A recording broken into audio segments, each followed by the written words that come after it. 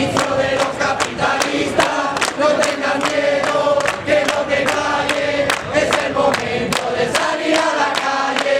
Oe, oe, oe, oe, oe, oe, oe, oe, oe, oe, oe, oe, oe, oe, oe. ¡Pueblo! ¡Jamás será vencido!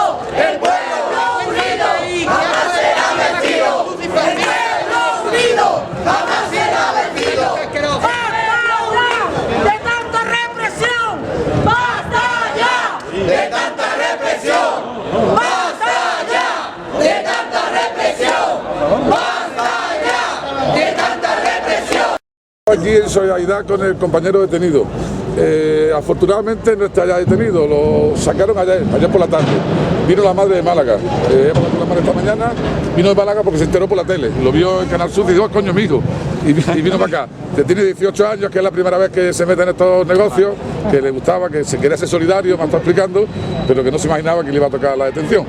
Lo acusan de atentado a la autoridad por dos policías lesionados, con lesiones leves. Lesiones leves.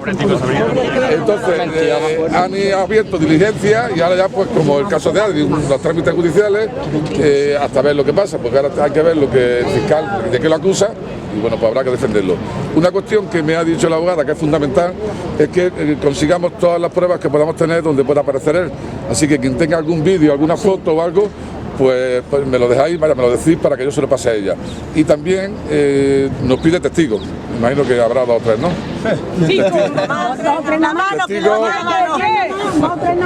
venga, todo en solidaridad, vamos a echarle cojones. Entonces, bueno, como estaremos contando.